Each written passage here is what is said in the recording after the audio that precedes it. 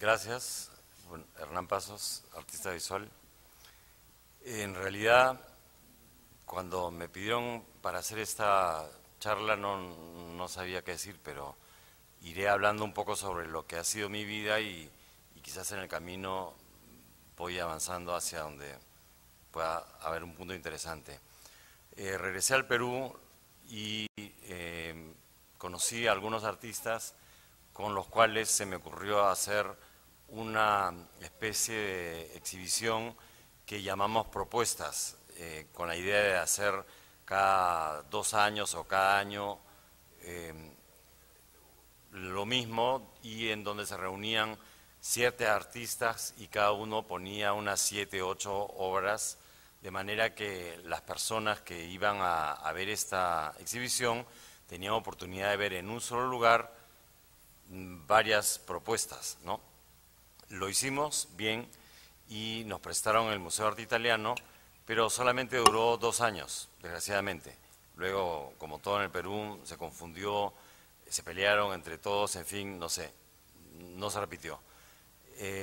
Lo interesante de esto es que fue un poco sin querer, claro, el antecedente de lo que es ahora las ferias de arte, con la diferencia de que nuestra intención en ese caso no era comercial, como son las ferias de arte ahora, sino más que nada, no tanto didáctico, pero sí, sino más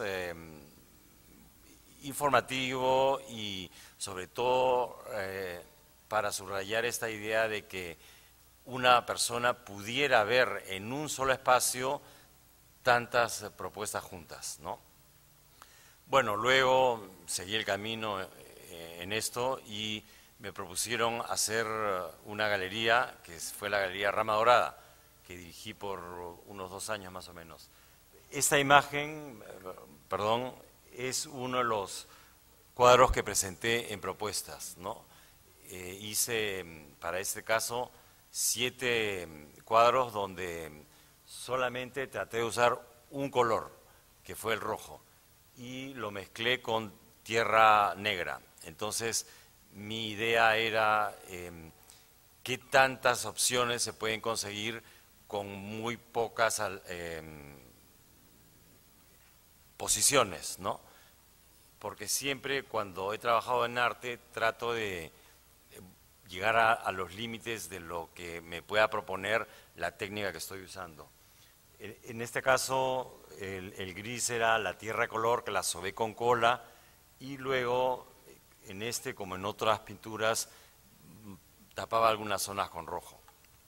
De ahí dirigí la Galería Rama Dorada y en esa galería yo nunca expuse, claro, porque no me pareció correcto, pero tratamos de buscar artistas que fueran quizás alternativos, no tan famosos, entre comillas, pero gente que estuviera haciendo cosas que a nosotros nos interesaran en ese momento, ¿no? Como por ejemplo Juan Javier Salazar, Herbert Rodríguez, que lo descubrimos, que fue su primera exhibición.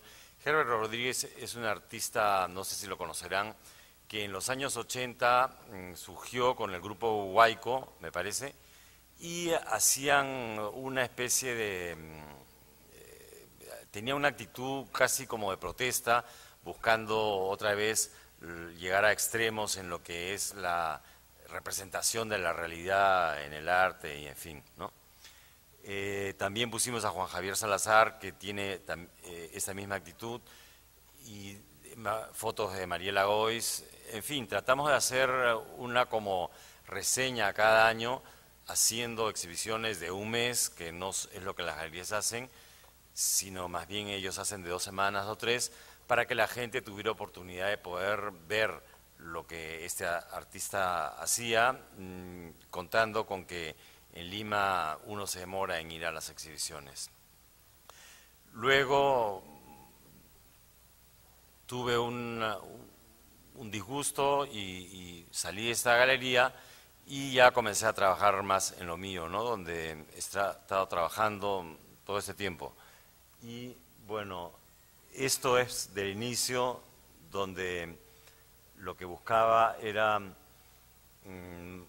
una actitud más expresionista, mezclando técnicas y formas, y tratando siempre de representar la realidad. Me interesa más el abstracto, pero yo creo que cuando uno hace arte, lo principal es saber dibujar y saber de qué se trata lo que uno representa para luego poderlo deformar.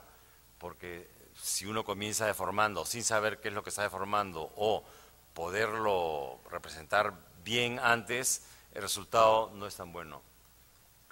En este caso, por ejemplo, hice una copia de este cuadro de Vermeer de la mujer del arete, no tan acabada, pero más que nada para darle la opción contemporánea con este cuadriculado, ¿no?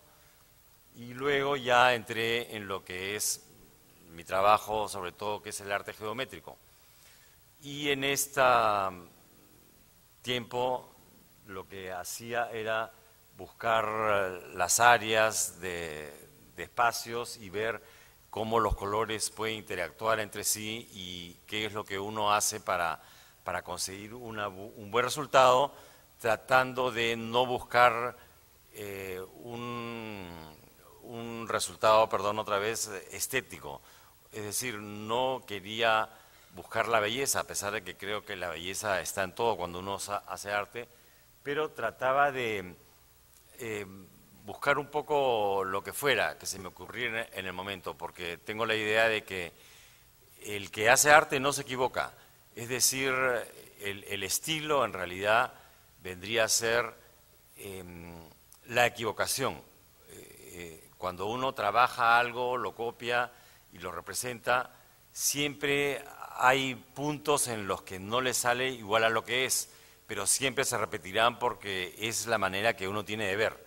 Y al final creo que uno no debería corregir eso, porque ahí es cuando creo que el error no existe, porque la representación personal de la realidad es la representación ayudada o a través de los errores que uno comete cuando hace esto, ¿no? Por ejemplo, en el Greco vemos que él hacía sus imágenes muy largas, pero a lo largo de la historia se ha descubierto que él lo hacía porque tenía un problema en la vista, y es que él veía más largo. Eso quiere decir que lo que al final lo hizo genial o grandioso fue su error físico. Y por eso yo ando creyendo que uno no debe corregirse. Es verdad que debe tratar de hacer mejores cosas, pero no buscando la corrección hacia el ideal estético o lo que todos creen que uno debería hacer, sino hacia lo que uno mismo puede dar de sí.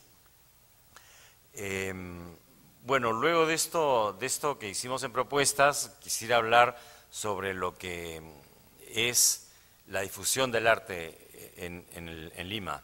Existen, por ejemplo, los museos desde hace poco, porque antes, en mi época, no había museos. Quiero decir de arte contemporáneo, ¿no? Porque en realidad museos de arte precolombino y lo otro no es que nos sobre, pero gracias a Dios tenemos muchísimo. En arte contemporáneo, como hemos sido un país relativamente pobre por años y marginal, no hemos tenido acceso a lo que es el movimiento cultural internacional y tampoco hemos tenido posibilidad de ver qué cosa está pasando en otros lugares. Entonces, el museo, en casos como ese, es la institución que cumple la función de divulgar qué cosa es lo que está pasando y además de promover lo que creen las personas que dirigen esta institución está sucediendo exitosamente o bien para conseguir fines de lo que es el arte en sí en cada país. En nuestro caso no ha habido esto. Luego se hizo el Mali y este museo poco a poco ha ido cumpliendo las veces de un museo de arte moderno. Claro que el espacio no es tan grande, su colección no es internacional o si lo es, no es tan completa, pero por lo menos es bastante más que no tener nada. Hace poco se ha fundado el MAC, que es el Museo en Barranco, que también me parece que está yendo por este camino. Claro que también el espacio es pequeño, pero me imagino que con el tiempo y la ayuda a otras instituciones, estas dos podrán crecer y cumplir su función de una manera más eficaz. En este sentido, antes de los museos eran las galerías las que teóricamente tendrían que haber hecho esto para el público, pero el problema en este caso es que las galerías tienen un objetivo comercial. Lo que quiere una galería mayormente es ganar dinero porque es un negocio. Entonces, eso hace o hacía que lo que escogen para exponer no necesariamente es lo más interesante o lo mejor desde un punto de vista cultural que está sucediendo en el país, sino que escogen para exponer lo que más se vende porque lo que quieren es ganar dinero. Y en ese caso, el problema que veo yo es que tergiversan de alguna manera el camino que está siguiendo el arte en cada país, porque promocionan artistas, no necesariamente, digamos que podrían promocionar artistas que no son lo que yo creo que convendría a cada país tener para cada caso. Lo que cada país quisiera idealmente tener como artista son personas que realmente hablen no solamente sobre sí, sino sobre lo que cada uno de esos artistas significa estando integrado en su cultura y en el lugar donde vive. ¿Qué quiere decir esto? La interacción social y económica o en fin, que puede tener con lo que está sucediendo en su país, de manera que al uno ver su producto puede tener una idea personal, claro, de qué cosa está pasando en la cultura, ¿no? Y al final, por eso es que el arte es el termómetro, de alguna manera, de lo que sucede culturalmente en cada país. Con la globalización y con este país que está mejorando y enriqueciéndose, vemos que la promoción hacia el arte está tomando otro camino. Afortunadamente, los artistas venden más y entonces producen más. Antes hacer arte era un trabajo casi de caridad o era gente que escogía este camino sabiendo que su aspecto económico no iba a estar, no quiero decir premiado porque no se trata de hacer fortunas, pero por lo menos compensado de manera que pudieran seguir al ritmo que ellos quisieran. Muchos artistas han tenido que trabajar en otras cosas como profesores o en fin, a veces en temas que ni siquiera tienen que ver con arte por el asunto del sustento personal. Sin embargo, insisten, ¿no? Lo cual es grandioso y fantástico. Pero ahora ya está sucediendo que se está promocionando el arte, hay gente que compra y entonces la globalización de Internet también interviene y entonces los artistas no solamente ya se pueden ocupar casi solamente de su trabajo, sino que tienen la posibilidad de tener acceso a lo que está sucediendo afuera, gracias a que pueden ver en su computadora qué cosa hay en otros museos, qué cosa hay en otras galerías y cuáles son otros movimientos. En cuanto a las ferias de arte, que es una situación que últimamente está sucediendo mucho, es un fenómeno muy interesante. Es interesante porque suceden en cada país, ahora en el Perú hay 2 desde el año pasado, y se trata de que la persona que las organiza alquila stands, como en cualquier feria, a galerías que los pagan y entonces seleccionan a distintos artistas y los exponen ahí. Quiere decir que cuando uno va a una feria, lo que ve en ella es las distintas opciones que cada galería expone. Otra vez el problema estaría, si es que lo hay, en que cada galería obviamente va a poner a los artistas que cree que van a vender, porque quieren recuperar el dinero de su inversión y además porque una galería es un negocio. Hay galerías, claro, que tienen una actitud menos comercial y que creen que al final su lado comercial se verá premiado de una mejor manera si es que se promocionan como una buena o fantástica galería y creen que hacer esto es en las ferias y al hacer exhibiciones no poner tanto artistas comerciales, sino poner a los artistas que ellos creen que son los mejores del momento. En este caso, sucede que se hacen conocidas como galerías y entonces los compradores y galeristas acuden a ellas quizás no para comprar lo que están exhibiendo, pero sí como consejeros y al final se ven premiadas en su tema de buscar el sustento para seguir funcionando.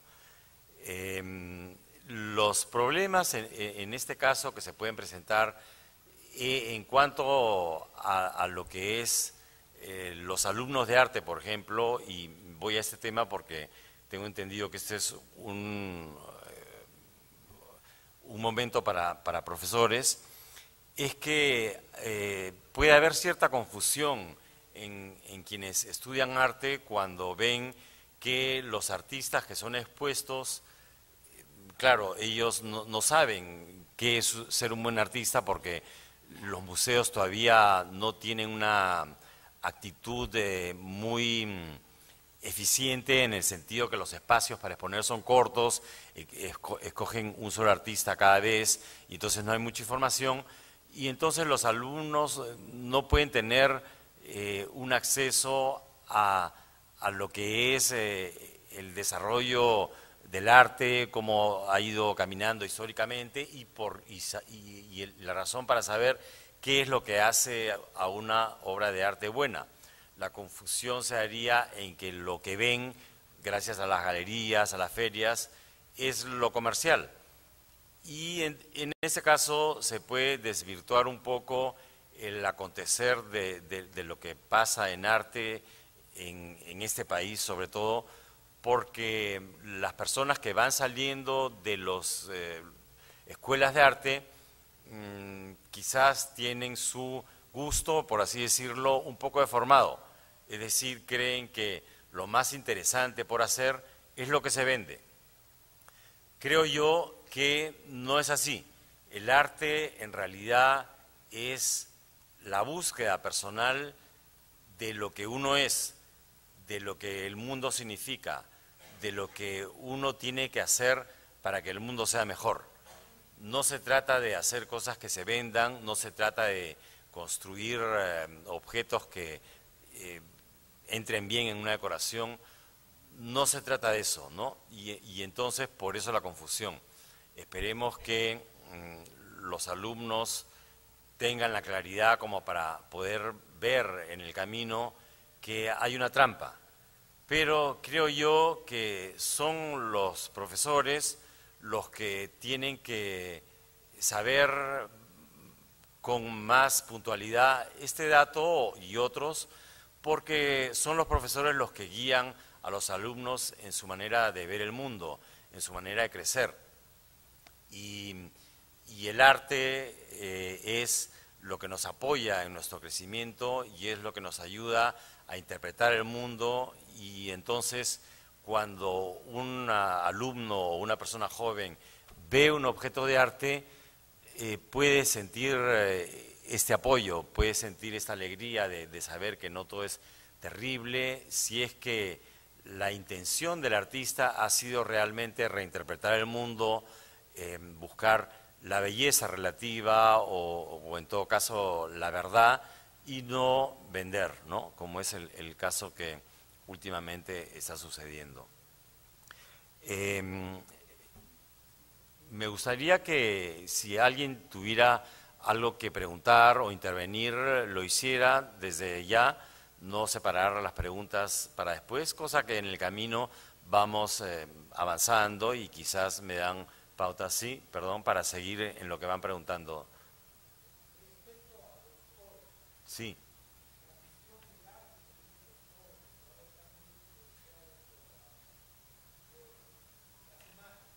Ya.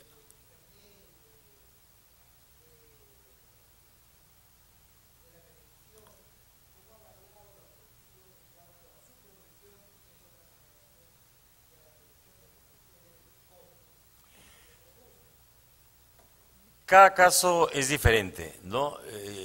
Quizás tendría que hablar más sobre mí, que no tenía pensado, pero bueno, lo que pasa es que yo estudié Derecho y Lingüística y Literatura, y cuando me dediqué al arte, mi preocupación era más sobre la búsqueda de la estética y de la representación del mundo, pero no como la estética igual belleza, sino como la estética ideal a mirar y a buscar estos lugares que nos acompañan y nos hacen el mundo más llevadero. Al tener esta búsqueda, quizás voy poniendo imágenes que me había olvidado de eso, al tener esta búsqueda, quise, perdón, ¿cuál es lo que, qué cosa es lo que...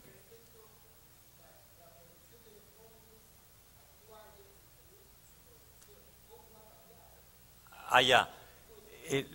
Yo he tratado siempre de tener una búsqueda muy personal, ¿no? Es decir, viendo qué cosa es lo que sucede con los colores primero, por ejemplo, luego con las formas, qué cosa es lo cuáles son las distintas maneras de representar el mundo, cómo se puede dibujar de una manera o de otra y cómo los colores interactúan entre sí, buscando extremos, en fin.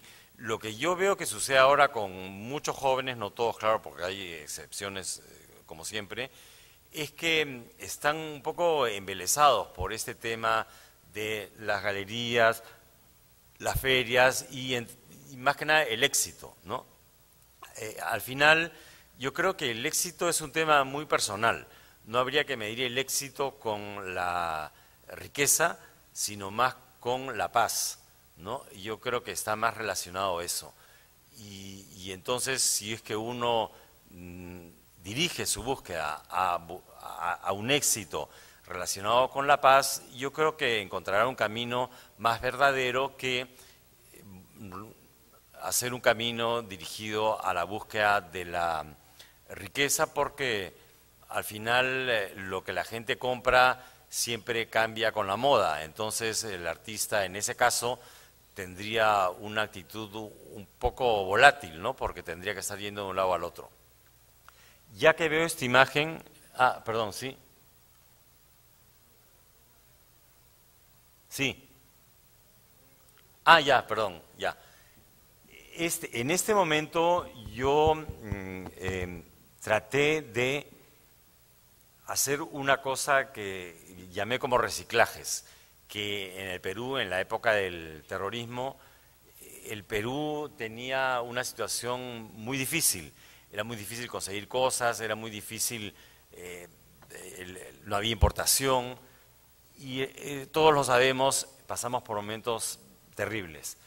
Y entonces la economía acudía mucho al reciclaje, ¿no? Las cosas se arreglaban, se volvían a usar, se malograban, se rompían, se readaptaban. Y entonces a mí se me ocurrió pinturas que no me gustaban tanto, romperlas, cortarlas y no botarlas, sino que en el caso de esta, por ejemplo, como en varias, las cortaba en distintos pedazos como un rompecabezas y luego cogía una tela más grande y las ponía al azar a donde cayeran, no importando dónde, ¿no? Entonces lo que se me ocurrió es que a partir de esta nueva imagen, que era una como recreación o el reciclaje de una pintura fea, mala, veía que habían como pequeñas imágenes que para mí resultaban como una especie de ídolos, y llamé falsos ídolos por eso. Y entonces agarraba puntos de cada lugar y entonces a partir de ahí hacía nuevas pinturas. Por ejemplo, acá vemos que al lado izquierdo y derecho se reproduce la figura que está acá arriba. No sé si lo ven. Y entonces hice varias pinturas de esta manera. Esta, por ejemplo, que es otra pintura y que es bastante grande, es la que está hacia el lado derecho abajo. Podemos ver. Un poco como jugando quizás, ¿no? No sé, y bueno, ya no. Ahí acaba eso. Y ahí agarré este camino de investigación porque al final hacer arte también es un poco como jugar con la realidad, ¿no? Sí, usted, señora. Buenos días. Sí. Un favor a los amigos asistentes. Después de la exposición de Hernán, se pasarían para recoger las Yo he dicho que en cualquier momento hagan las preguntas, perfecto, porque lo prefiero así.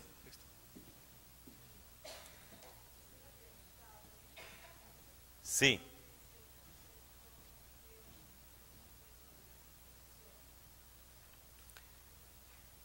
Bueno, una instalación es como, es una idea que se trata de hacer, es como, a ver, yo voy a hablar de alguna de las instalaciones que yo he hecho en algún momento. Había hace un tiempo una galería que se llamaba Punctum, no sé si la conocieron, y entonces el director, que era Jorge Villacorta, que es un crítico de arte peruano, me pidió que hiciera una instalación. Y a mí se me ocurrió coger botellas de cielo, porque cuando yo trabajaba en lo mío, tomaba mucha agua. Y las botellas, por alguna rara razón, no las botaba. Entonces, en un momento estaban todas acumuladas en mi taller.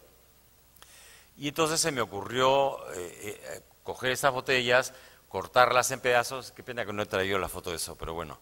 Cortarlas en pedazos y pararlas como el marco de algo en el piso, de cabeza. Luego puse en el medio una tela peruana y encima puse unos animales de estos que venden para las navidades que pinté de dorado. Un poco por decir que el agua en verdad es la fuente de la vida y que es la mayor riqueza, por eso pintaba los animales de dorado, en fin, todo un tema. A lo que voy es que la instalación es un argumento que un artista se inventa o que lo está motivando o que se cuestiona y coge objetos o lugares que cree más pertinentes para poderlo expresar en ese momento, ¿no? Entonces construye este pequeño mundo como mejor le parece y trata de que los que la ven cojan la idea que él tiene a través de esta instalación. Por eso se llama así. No sé si responde a su pregunta. ¿Sí?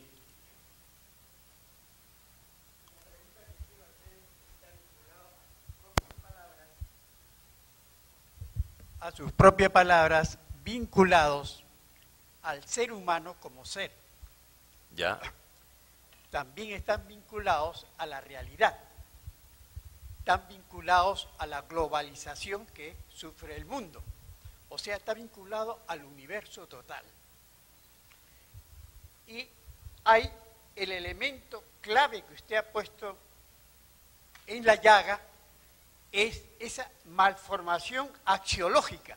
Perdón, axiológica. Axiológica, o sea, que los alumnos que ven ferias, etcétera, etcétera, sacan como conclusión ganar mucho dinero en poco tiempo,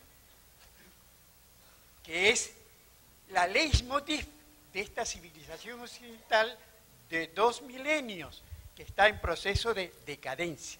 Ahora viene la pregunta de fondo, pero quisiera puntualizar los quiebres que ha habido en el mundo, diríamos.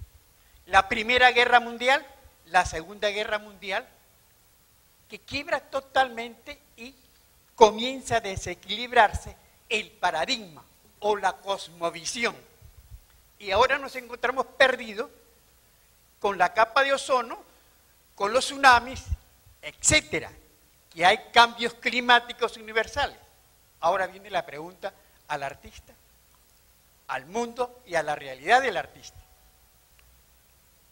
¿No cree usted que es necesario hoy en relación al tercer milenio, no hoy día aquí en la biblioteca y en el curso de historia, cambiar los paradigmas a partir de un giro epistemológico del arte y volver a revisar qué es el hombre ahora y por qué estamos sobre la tierra? y si esta tierra, etcétera. O sea, sería un cambio epistemológico en términos esenciales, mire, fundamentales. Yo no creo que haya nada que cambiar. ¿A qué me refiero? Los problemas, si es que se les puede decir así, ya están planteados. No se trata de cambiarlos porque ya están ahí. Obviamente la interpretación del mundo siempre va a ser variada.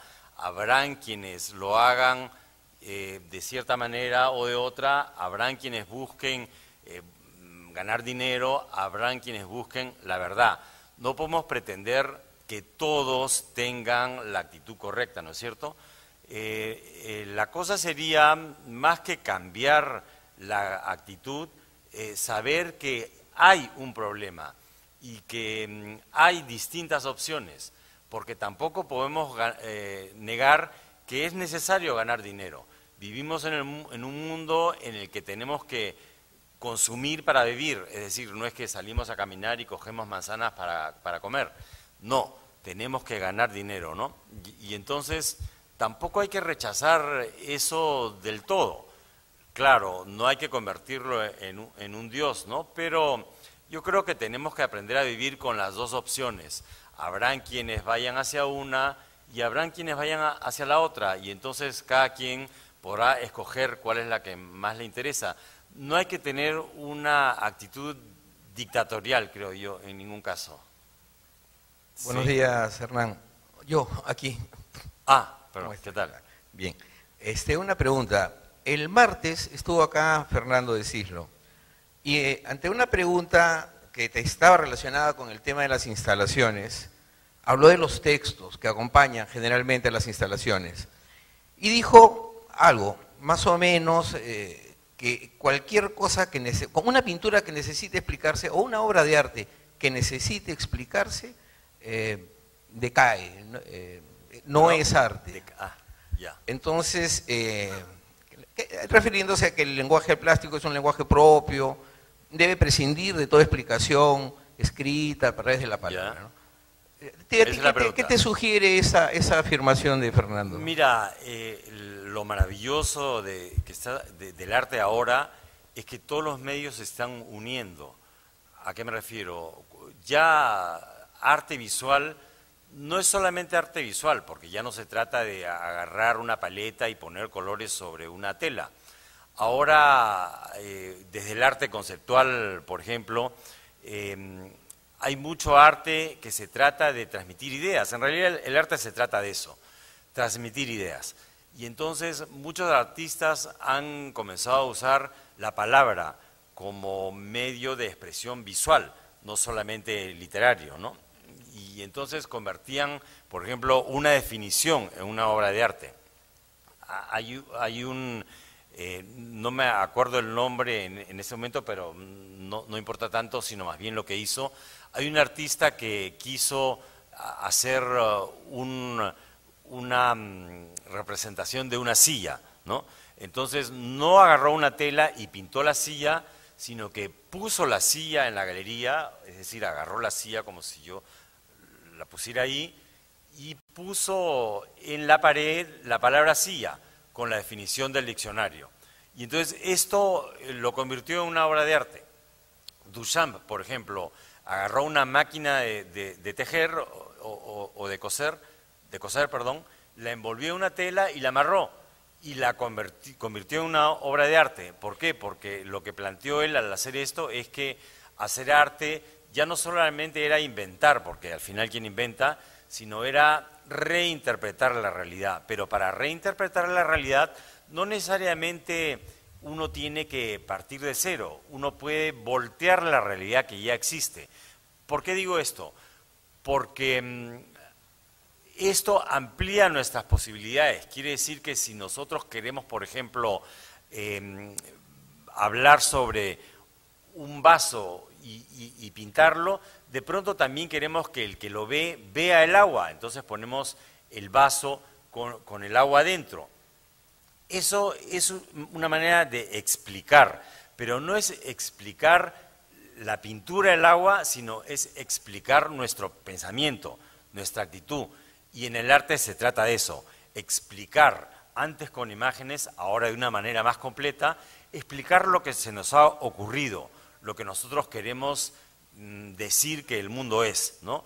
Entonces ahora el que hace arte recurre a distintas opciones, como pueden ser hablar, explicar objetos que ya están creados y además volver a poner otra vez pinturas que él hace. Ya no se debe uno limitar solamente a pensar que hacer arte es agarrar una telita y pintarla, ¿no? Ahora hasta música entra. Las instalaciones, por ejemplo, son eso. Muchas veces ponen música, perdón, muchas veces hay gente, lo que es un happening, por ejemplo, una persona hace algo y eso se mezcla con el teatro. Entonces ya estamos mezclando arte visual con teatro, con literatura. Y eso, ahí podemos ver que la literatura ha entrado a formar parte de lo que es el arte visual también, ¿no? Eso es lo maravilloso, creo yo, que todo para una mejor explicación se está mezclando, ¿no? No sé si responde de alguna manera. Buenos días. Buenos días. Por acá. Ah, perdón, sí. No estamos yendo a una sobresimplificación del arte. Vayamos a un caso práctico que se ha suscitado hace un par de semanas. Hay una exposición de Cecilia Noriega. Dentro de los objetos de arte que expone están un velo de novia gigantesco para la persona humana y un auto que está pintado de rosado bastante intenso. Parece que hubiese una sobresimplificación del arte porque se suscita una polémica entre los curadores que son reconocidos. Dos curadores son los reconocidos y que administran además la galería. Entre curadores. ¿Qué cosa dijo? No escuché. ¿Hay una polémica entre curadores? No, no entre ellos, sino digo, por un lado los curadores que dan la galería, que son altamente conocidos, hemos tenido de expositor uno de ellos, y por otro lado el comentario en caretas, en que va al otro extremo, irreproducible en este momento, el comentario, ¿no? Lo hace en francés y dice el asunto. Es bastante extremo las dos posiciones. Mi pregunta es entonces, ¿no está causando eso, es decir, el extremo de apreciación de esas obras de arte, la sobresimplificación de las obras de arte? No entiendo bien cuando usted dice sobresimplificación. O sea, es decir, más simple que lo simple, ¿a qué se refiere? Bueno, quizá la palabra no es esa, sino simplificación. ¿La simplificación del arte como objeto? Como objeto, por ejemplo, como menciono entre lo que se exhibe, es un auto pintado rosado, un rosado, bueno, simplemente es un poco, un velo de novia gigantesco. Claro, simplemente. Es un poco, guardando la distancia, lo que acabo de decir que hizo Duchamp, ¿no? Que fue en realidad el que hizo el gran cambio en arte, que cogió esta máquina de coser y le envolvió en una tela. Hay ese artista Cristo, por ejemplo, no sé si ustedes han escuchado hablar de él. Cristo es este artista que no solamente coge objetos, sino él selecciona edificios o monumentos en el mundo y los envuelve. Por ejemplo, en un momento en París él escogió, con los debidos permisos, claro, el Pont Neuf, que es un puente que cruza el Sena, y lo envolvió completamente en tela. ¿Perdón? Claro, sí, por eso coge edificios o interviene, mucho la intervención en arte, ¿no?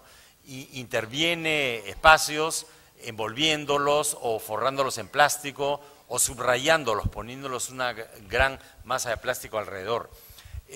Interesante su punto porque nos hace ver que lo que se trata en arte ahora es subrayar la realidad. En realidad la intención del arte es buscar una mejor, no mejor realidad, porque la realidad es una, sino una visión de la realidad más verdadera, más cercana a lo que nosotros somos, ¿no? Y entonces por eso hablar sobre el arte, subrayar el arte, coger objetos que ya están listos y convertirlos en arte, es parte de hacer arte ahora. ¿Por qué? Porque responde a la inquietud de lo que tiene que ser un artista, la persona que interpreta la realidad. No sé si responde su pregunta.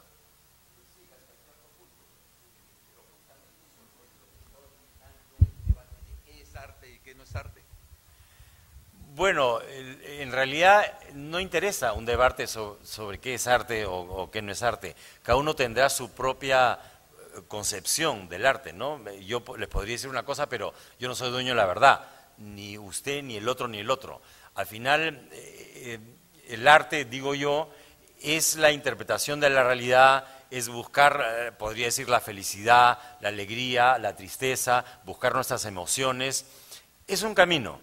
El arte es un camino que se toma en esta vida corta o no, para estar en el mundo de una manera más conectada quizás. Quise estudiar pintura personalmente, como autodidacta, y en ese momento se me ocurrió que la manera de estudiar pintura es hacer bodegones, digamos la manera clásica, es decir, copiar los objetos que el profesor pone en una mesa. Y entonces traté de hacerlo sin un profesor, yo solo, y se me ocurrió buscar un solo objeto para hacerlo durante un tiempo largo, que además lo hice por 7 años seguidos. ¿Qué fue esto? Escogí una flor, que es la esterlicia, esta de acá, y decidí durante 7 años copiarla en con distintos fondos, en distintas situaciones. Acá hay otra, por ejemplo, para ver cómo mi manera de pintar iba mejorando, ¿no? Ahí la vemos con unas hojas atrás, acá en una situación más abstracta. Eso también me hizo a querer copiar otras flores, por ejemplo esta, que mezclé con abstractos, tratando de superponer esa flor en lugares donde una imagen abstracta estaba. Por ejemplo, en este caso, tenía la abstracción de la flor y cambié por lo que era la flor de verdad, tratando de respetar más o menos la misma composición. A lo que voy es que cuando uno trabaja en arte tiene que inventarse un camino de alguna manera, ¿no? Y entonces al avanzar uno va buscando puntos que le permiten crear situaciones, hacer imágenes, hacer instalaciones, en fin, cualquier manera de hacer arte y que permitan conectarse con el público, que al final la intención verdadera es esa, ¿no?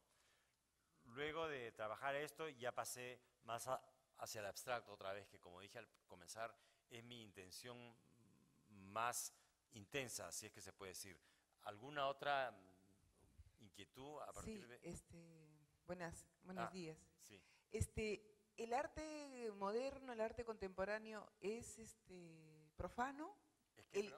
Profano, en el sentido de que la noción de la sacralidad se ha perdido, por ejemplo, comparando con el romanticismo. Yo creo que se podría decir que sí, en el sentido que en la época en el siglo de oro, digamos, el arte era la representación exacta casi de la realidad, pero para el caso, la situación era que la iglesia o los reyes o quienes fueran los mecenas encargaban a los artistas esas representaciones, ¿no? Entonces, lo que los artistas hacían era retratos de santos o de Cristo o imágenes sacras, claro que sí. Pero luego, ya cuando los artistas fueron más independientes y ya no dependían tanto de los mecenas, comenzaron a hacer un poco lo que les diera la gana, ¿no? Y ya, claro, no todos tienen religiones y entonces sus preocupaciones no siempre son religiosas. Y ya entró más la psicología, por ejemplo, y las búsquedas... ¿Perdón? Ya, claro, a eso iba justamente. y entonces entraban sus preocupaciones más personales sin dejar su espiritualidad, porque las preocupaciones personales siempre están muy relacionadas con el espíritu, pero no necesariamente con las religiones, ¿no? Entonces, en ese sentido, ha habido una ruptura y por eso es que ahora muchas veces se ve, por ejemplo, que la Iglesia, o no sé cómo decirlo, pide que se prohíban algunas exposiciones que cree que van contra lo que la Iglesia propone. Pero claro, como la libertad ahora es casi absoluta y dueña de cada uno, afortunadamente quizás cada uno puede decir lo que quiere, ¿no? Sí. No sé si hay... Buenos días, disculpe. Yo soy profesora, soy docente y bajo mi experiencia cada vez se me ha hecho más difícil enseñar arte porque las políticas de gobierno no permiten muchas horas de arte. Prácticamente nos han anulado a 1 o 2 horas de arte a la semana. Entonces no podemos hacer historia del arte, por ejemplo. No podemos, no se nos hace muy fácil investigar o promover esa investigación entre los alumnos. Es difícil, ¿no? Y no sabría yo cómo poder, yo digo a veces, ¿cómo se puede ayudar a un alumno que prácticamente le han quitado las horas de arte y prácticamente también les han quitado las horas de religión?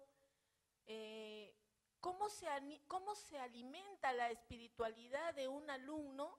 ¿Cómo se le ayuda a ver más allá de las cosas materiales? Porque al fin y al cabo el alumno, para poder ver una obra de arte, tiene que ir a su sensibilidad. Ya, mire, ya sé a lo que se refiere. El problema en este caso, claro, yo no tengo ninguna vinculación con el gobierno y no es una cosa que pueda resolver, pero yo creo que no el problema, sino digamos que la otra opción, desde mi punto de vista, sería que enseñar a los alumnos no tanto las opciones que se han presentado, es decir, lo que es la historia y el arte, que vean acá, que vean allá, sin descuidarlo, claro, sino más que comprendan lo que es el arte. ¿Qué quiere decir esto? Que sepan a ver qué significa hacer arte, para qué se hace arte, y entonces yo creo que en ese momento se puede crear en ellos un mayor interés. Esto quizás puede suceder si es que se usan algunas horas para hacerlos a ellos hacer cosas que eventualmente pueden ser objetos de arte, ¿no?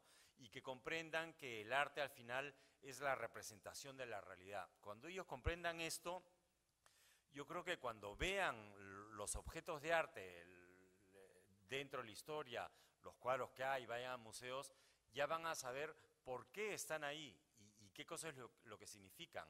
Entonces van a tener una mayor atención cuando los observen y ese pequeño espacio de tiempo va a estar más enriquecido, yo creo, si es que esa intención es diferente.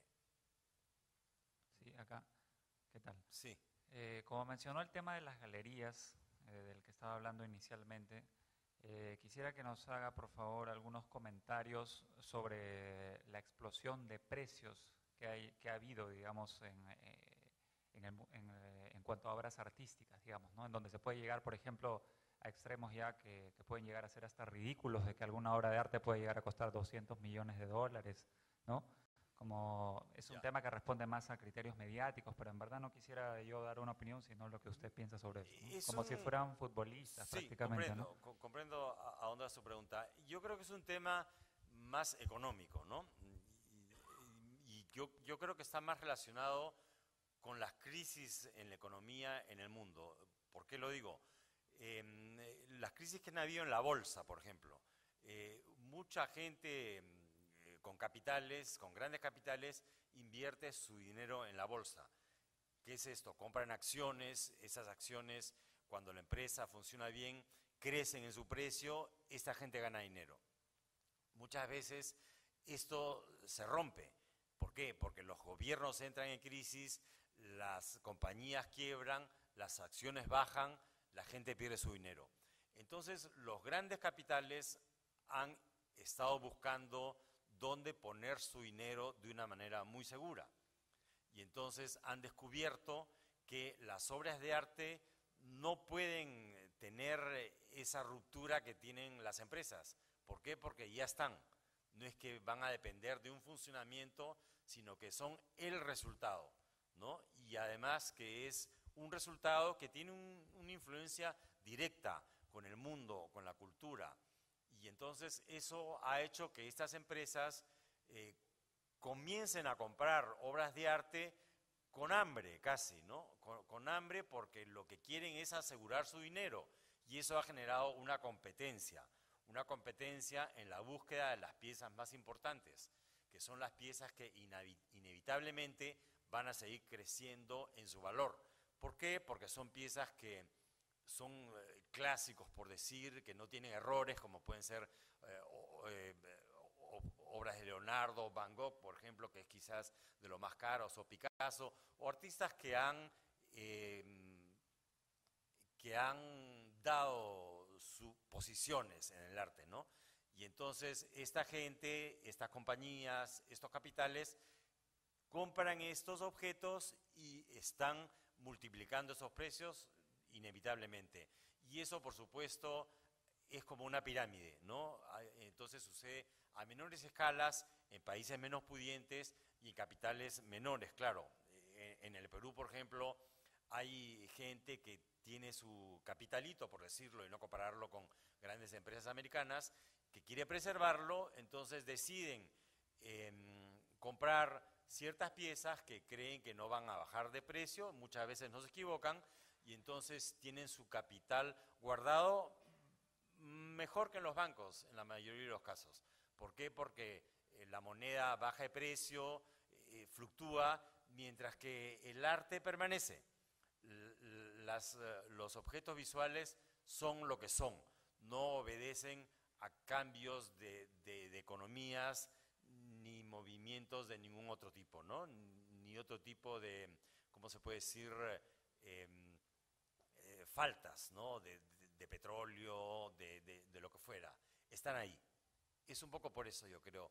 Y entonces, claro, viendo lo de la pirámide, ya artistas, no quiero decir segundones, sino de menor escala, en sus localidades, están alcanzando precios que tampoco tienen por qué ser excesivos, porque, claro, si a un cantante de pop le pagan $1.000 cuando hace un concierto, ¿por qué no a un artista le van a pagar $1.000 cuando hace una buena pintura? No es que los quiera defender, sino que a lo que voy es que eso es lo que está sucediendo en el mundo moderno, ¿no? No sé si contesta su pregunta. Disculpe, sí. Germán, si lo puedo tutear. Para mí existe un problema con la definición semántica de posmoderno. Y a mí me pareció que la definición que usted dio de arte era una definición posmoderna, en el sentido de que ya no existe una verdad, sino existe interpretaciones de la verdad. Usted, como ha estudiado lingüística, ¿me podría aclarar el término y el uso de la palabra posmoderno? Y si es que es acertado que mi interpretación de la definición de arte o no arte que usted dio es una definición posmoderna. Si quiere que le diga la verdad, no podría. Es decir, no quisiera hacerlo porque no tengo las palabras exactas y creo que usted es más lo que quiere, ¿no? En todo caso, lo que le podría decir es que cuando yo digo que no existe una gran verdad, es porque creo que los individuos estamos sujetos a personalizaciones. Cada uno es lo que cada uno es y es el resultado de su vida, de sus circunstancias. Entonces, cada uno tiene su propia verdad y según eso es lo que cada uno busca para funcionar. Yo no creo que tendría que haber alguien que dijera esta tiene que ser la verdad, todos nos tenemos que adaptar a eso. Es verdad que hay definiciones, ¿no? Pero si queremos dar las definiciones exactas, en todo caso yo no soy un teórico, no creo que le podría dar una respuesta muy exacta, me va a disculpar. Sí. Muchas gracias por la exposición. ¿Me podría decir la correlación que existe entre arte, literatura y historia? ¿La relación? Correlación. Ya, entre arte, historia y literatura. Bueno, la literatura es arte, ¿no? Y la historia es el estudio de, entre otras cosas, el arte. No sé a qué se refiere en realidad. Y hace un rato vimos que en el arte visual, por darle un nombre, entra mucho la literatura ahora, porque contra lo que otros dicen, a veces sí se explican las obras de arte, y eso son parte de arte, su propia explicación. ¿Por qué? Porque el artista en ese momento ha decidido que así suceda. Entonces, esa frase que explica la obra de arte y que también la escribe en la galería, pasa a ser parte de esa obra, ¿no? Y en ese caso podría confundirse con literatura, o el arte, por decirle plástico visual, se apoya mucho en la literatura, o también la historia. ¿Por qué? Porque muchas veces observa la historia y, claro, como la historia es cíclica, al reproducir ciertos lugares de la historia, ¿cómo se puede decir? Predice el futuro de alguna manera, ¿sí? Buenos días. Buenos días. Como usted dice, en cierta forma, sí, ha trabajado, ha ido a Europa y conoce todo lo que en Europa existe, lo que se llama arte. El pintor, para hacer lo que hace, es algo natural, es algo que lleva dentro, es una expresión de sí mismo, de lo que ha vivido, de lo que ha visto. Eso significa la cultura, el nivel cultural que él ha tenido. ¿No cree que el conocimiento el momento en que se vive tal vez es muy vacío, no es tan profundo y nos perdemos en expresar el arte con cosas muy simples? No entiendo mucho su pregunta, pero voy a tratar de explicar lo que pienso. Yo no creo que haya una solución, ¿no? Por ejemplo, si usted dice, he ido a Europa y he visto, en realidad no es tan necesario ir a Europa y ver para hacer arte, porque nosotros tenemos una riqueza artística inmensa, como es el arte precolombino, lo que han hecho los incas, los textiles. Es maravilloso lo que vemos ahí. Inclusive ese artista suizo Klee ha trabajado mucho con esos temas, ¿no? Y eso quiere decir que tenemos mucha fuente de inspiración, pero si algunos tienen la suerte de ver más claro, van a enriquecer su fuente de inspiración, y entonces quizás sí puede ser que se confundan, como usted dice, y haya un vacío, pero otra vez digo, es más personal la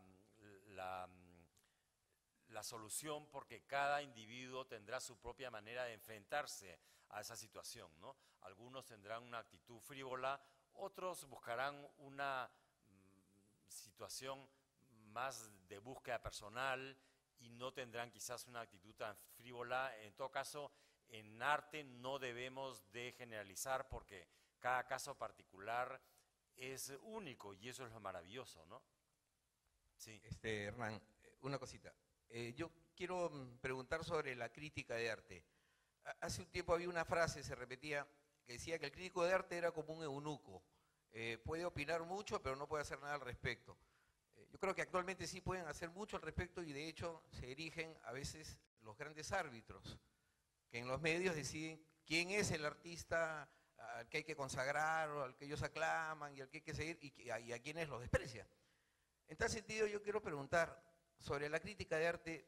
Para ti, ¿cuál es la función del crítico de arte actual? ¿Cuál debería ser su aporte? Esa es una pregunta interesante, porque es un problema bien actual, ¿no? Porque hay muchas vertientes en lo que es crítica del arte.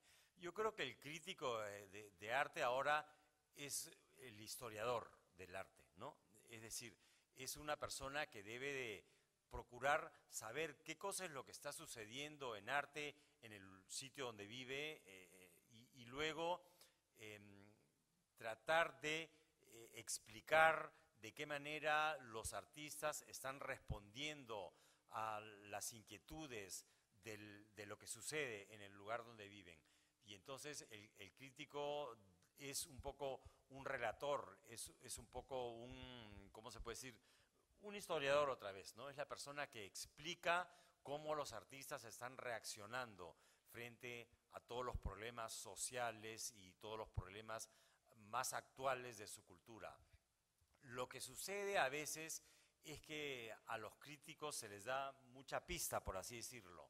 Entonces, ellos sienten que no solamente tienen que explicar o explican lo que está sucediendo, sino que pueden ser los promotores y los gestores de lo que tiene que suceder. Y así buscan manipular los movimientos de arte y ser un poco como los fundadores, no diciendo que son unos eunucos que quisieran haber sido artistas, sino que pretenden ellos, claro, como tienen una inquietud intelectual inmensa, manejar un poco lo que pueda estar sucediendo con movimientos culturales. Quizás el error que cometen es que pretenden que sus interpretaciones y actitudes sean las únicas, ¿no? Sin dar lugar a que puedan haber otras actitudes con otras opciones, que sería, yo creo, un campo mucho más rico para los que estamos viendo y hacemos arte en el momento. Mi última pregunta, muy breve, terminamos? es ¿qué diferencia hay entre el artesano y el artista? Me refiero a un caso específico. Un sastre cuando hace un buen terno dice es un artista. Un diseñador de modas, de ropa de mujer, al diseñador dicen que es un buen artista. ¿Y la costurera no tiene también ese mérito? Mire, el arte es la representación de la realidad. Yo no sé si hacerle un vestido a alguien puede representar una realidad. Es más que nada cumplir una necesidad, ¿no? Es como, claro, ahora, por ejemplo, con la cocina, se está confundiendo mucho porque se dice que cuando se cocina ya no se busca satisfacer una necesidad que es la de comer, sino que se tiene una actitud más creativa. Por ejemplo, crear distintos sabores, buscar distintas opciones en la degustación. Hay una confusión en este momento en la definición de arte, porque el arte está creciendo. Como dije hace un rato, se están uniendo todos los puntos de arte, se están uniendo a la literatura, con el arte visual, con el cine, con la música, quizás también con la cocina, no lo sé. Al final el mundo cambia, el mundo avanza, no sabemos qué va a suceder. No sé si contesta un poco su pregunta en cuanto a los costureros. No, bueno, mire, yo no creo que hacer algo de ropa sea hacer arte. Yo creo que es una cosa bastante mecánica. ¿A qué me refiero? Hay un molde, se corta la tela, se cose y ya está. Y se preocupa la persona que eso le quede a quien lo va a usar. Al final no hay la búsqueda de una crítica, no hay una intención más allá del objeto, no hay una búsqueda de interconectarse con una realidad, con una cultura. No estoy menospreciando, pero es una situación muy específica, yo creo, ¿no?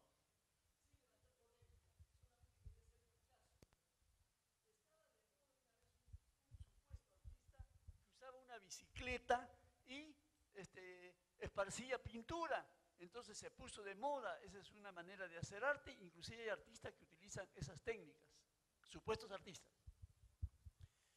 Bueno, yo no creo que la moda defina la importancia de cada artista y claro, si esa era su manera de hacer arte, esa era su manera de hacer arte, no sé, no creo que lo debamos de cuestionar porque tirar pintura en una bicicleta, hay un artista bastante famoso, no sé, ya tengo 60 años, la memoria me falla, suizo, que, por ejemplo, se pintaba su cuerpo. Creo que es Klein, me parece, ¿no? ¿No es cierto? Pintaba su cuerpo y se lanzaba contra las telas, ¿no? Y entonces lo que quedaba grabado era una tan gran obra de arte, según muchos, no quiero yo decir si sí o si no, que está en muchos museos. Es casi lo mismo que tirar arte sobre una tela en una bicicleta. ¿Cuál es la diferencia?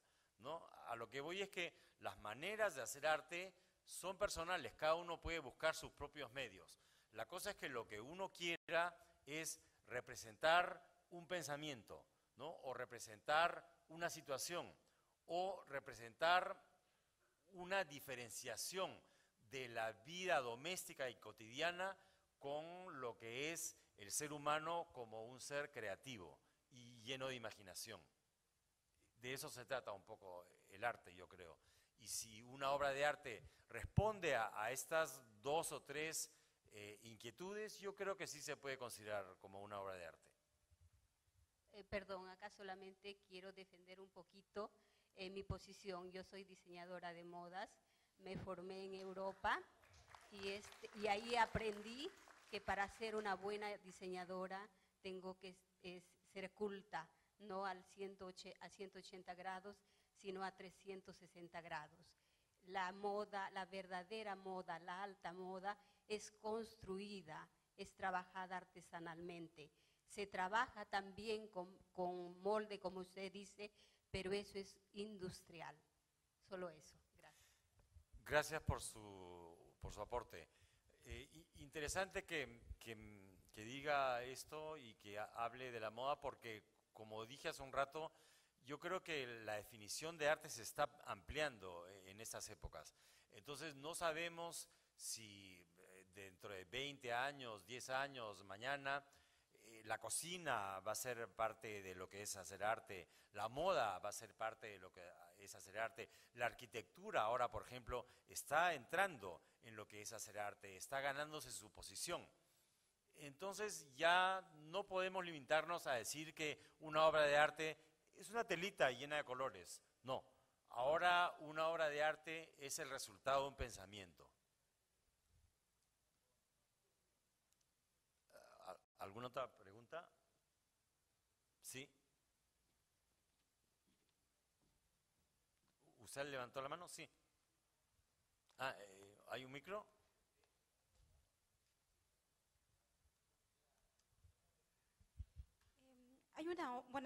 Buenos días. Hay una obra de Mario Vargas Llosa, una obra teatral que se llama Ojos bonitos, cuadros feos. Y para resumir, se trata sobre un crítico de arte que interpreta, explica y critica una obra teatral, una exposición de pinturas de una pintora. Y la pintora se suicida por el comentario que hace el crítico del arte. ¿Qué piensa usted al respecto sobre este caso, que también es caso de la vida real, ¿no? Muchas gracias. Es interesante, yo no sé si Mario Vargas Llosa lo habrá cogido en la realidad, pero en Lima, no voy a decir los nombres, pero sucedió el caso de un crítico de arte que defendía mucho a una artista que hacía instalaciones. Y digamos que esta artista la había puesto en primera línea, siempre hablaba de ella, todas las semanas tenía algo que decir, la cogía como referencia y la estaba nombrando en el lugar donde escribía. Hasta que por alguna razón, no sé si personal o cuál fue, dejó de hablar sobre ella y dejó de alabarla tanto como lo hacía, y no me acuerdo si comenzó a criticarla o qué.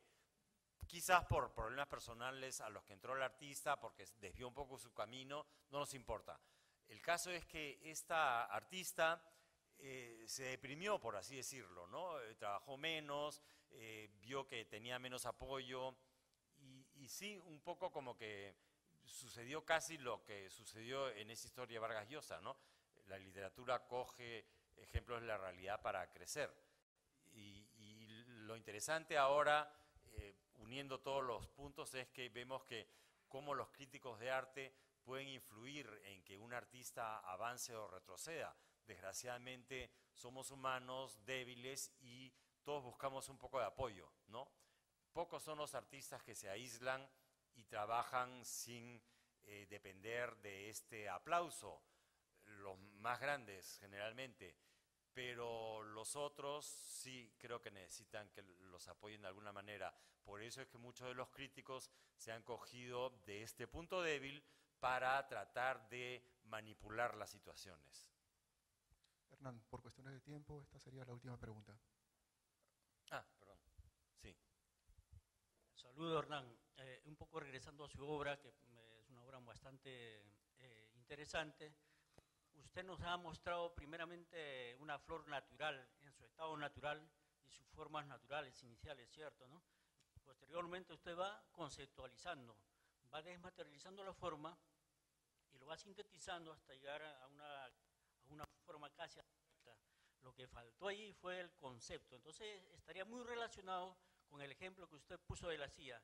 La silla original, el objeto original, la imagen y luego el concepto, ¿verdad? Entonces, acá va la pregunta. ¿No cree usted que el arte está estrictamente relacionado? ¿Quién hace el arte? ¿Quién lo teoriza? ¿Y dónde lo presenta? ¿Está relacionado con quién lo teoriza, ha dicho? No. ¿Quién teoriza el arte? Podría decir, hablarse de los críticos, los curadores, etcétera, etcétera. Pero, yo muchas veces he pensado que el arte no necesita explicación, porque uno lo ve y lo que recibe es espiritual, emocional, en fin. Pero ahora vemos que la explicación muchas veces enriquece nuestra comprensión de un objeto de arte, ¿no? A veces se nos pueden pasar puntos que el artista ha cogido para hacer distintas definiciones de objetos o de situaciones o de momentos políticos que nosotros por ignorancia no conocemos, y los historiadores y los críticos nos apoyan con esos datos para que la obra de arte que estamos viendo pueda ser comprendida de una mejor manera. Claro que a veces el arte tiene un resultado hermético, en el sentido que el artista coge puntos que le interesan dentro de la historia, política, economía, y los usa como instrumentos para crear distintos lenguajes o imágenes, y no necesariamente quiere que sean interpretados así. ¿Por qué? Porque esa nueva imagen es un nuevo lenguaje, es un nuevo resultado. Pero que cuando conocemos esa información, a nosotros como espectadores, claro, nos enriquece mucho el dato, ¿no? Porque podemos ver todas las opciones que esa imagen puede tener. ¿Ya? ¿Terminamos? Bueno. Perdón, a ver, una última pregunta. Sí.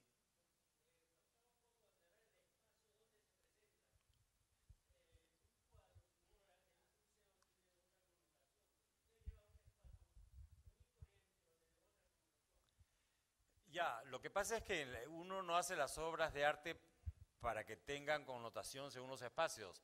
En realidad, una vez que uno hace una obra de arte, ya se desprende de cada uno y tiene su camino propio, ¿no? Algunas son cogidas por grandes empresas como commodities, otras son cogidas por museos y otras caen en el olvido. No sabemos cuál es su futuro. Sí, Dada cuestiona la división entre arte y vida. La división Dada, el movimiento Dada cuestiona la división entre arte y vida, que el arte no tiene por qué estar separado de la vida. Bueno, eso decían, ¿no? Y si al fin de cuentas toda la vida fuera arte. Si a fin de cuentas toda la vida fuera arte, sí. No sé qué decir, es un poco... Entonces, la palabra arte tendría que tener otra definición. Sí. Terminaré de poner las imágenes porque creo que ya acabamos. Gracias.